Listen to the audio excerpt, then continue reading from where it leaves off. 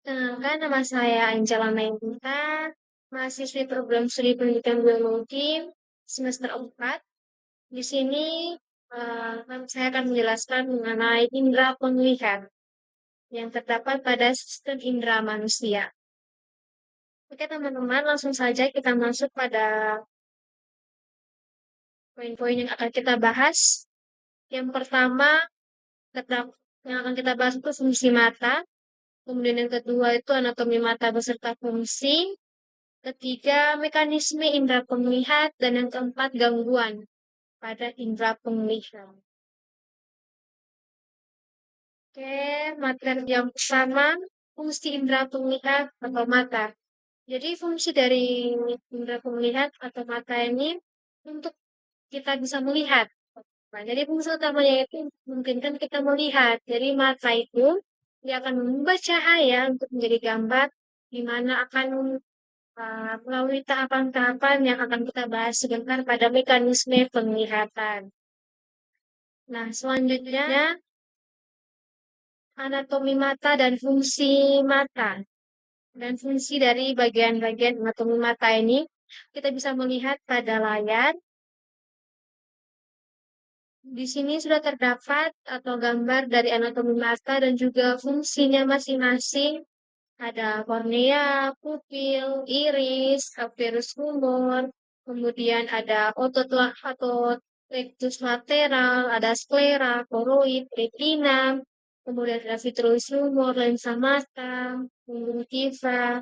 Nah, teman-teman, pada otot rectus lateral ini, otot yang terletak pada mata ini dia berfungsi untuk menggerakkan mata. Nah, oke, jadi sekarang kita akan melihat fungsi-fungsi dari bagian-bagian anatomi mata tadi yang kita sudah sebutkan bersama. Yang pertama itu ada otot rectus lateral dan otot rectus medial. Nah, fungsi dari otot yang ada pada mata ini untuk menggerakkan bola mata. Kemudian yang kedua itu ada sklera. Sklera ini dia berfungsi untuk melindungi bagian dalam mata. Kemudian yang ketiga ada koroid. Koroid ini dia berfungsi untuk menyuplai darah dan nutrisi menuju ke retina atau nutrisi ke retina dan seluruh bagian mata. Selanjutnya yang keempat ada retina. Retina ini dia berfungsi untuk menangkap cahaya yang selanjutnya akan diolah sehingga kita bisa melihat objek tersebut dengan jelas. Yang kelima ini ada vitreous humor. Dia tuh berfungsi untuk memberikan nutrisi pada mata dan membantu mata kita supaya untuk tetap mempertahankan bentuknya. Selanjutnya ada lensa mata. Lensa mata ini dia berfungsi untuk memfokuskan cahaya. Selanjutnya nomor 7 itu ada konjungtiva. Fungsinya untuk melindungi bagian depan mata. Konjungtiva ini dia bekerja dengan beberapa kelenjar dalam mata untuk menghasilkan air mata dan juga untuk melindungi bagian putih mata kita dari kerusakan. Selanjutnya yang nomor 8 ini ada pupil. Dia berfungsi untuk mengatur intensitas cahaya yang masuk ke dalam mata. Kemudian yang ke-9 terdapat kornea. Kornea ini dia berfungsi untuk memperkirakan cahaya. Jadi pada kornea ini dia terdiri dari protein dan juga sel.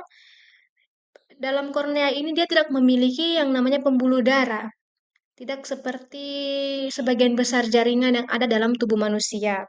Kemudian yang ke-10 itu ada iris. Iris ini dia berfungsi untuk mengatur cahaya yang masuk dan yang terakhir ada aqueous humor. Aqueous humor ini dia berfungsi untuk menjaga tekanan mata. Oke, berikutnya kita akan membahas mengenai mekanisme penglihatan. Jadi kita akan tahu bagaimana kita tuh bisa melihat suatu objek, suatu gambar, seperti itu. Jadi, mekanisme penglihatan pada manusia ini dia terdiri dari beberapa bagian yang dimana itu berfungsi secara koordinatif, dimana untuk memastikan penglihatan yang baik. Jadi berikut ini itu adalah mekanisme atau langkah-langkah yang terjadi dalam proses penglihatan. Di mana yang pertama, Cahaya yang masuk, dia akan bergerak menuju dalam garis lurus menuju mata. Cahaya yang masuk melalui kornea dan melalui pupil kemudian akan diteruskan ke lensa mata. Nah, kornea dan lensa ini dia berfungsi untuk memfokuskan cahaya dan membiarkannya agar tepat jatuh pada retina. Nah, sel-sel fotoreseptor di retina itu akan mengubah cahaya menjadi impuls listrik. Nah, sinyal listrik ini akan mengalir melalui yang namanya saraf optik menuju ke otak. Nah, di otak, sinyal-sinyal tersebut akan diproses menjadi gambaran yang kita lihat. Jadi seperti itu mekanisme penglihatan pada manusia. Oke, selanjutnya kita akan membahas mengenai gangguan pada indera penglihat.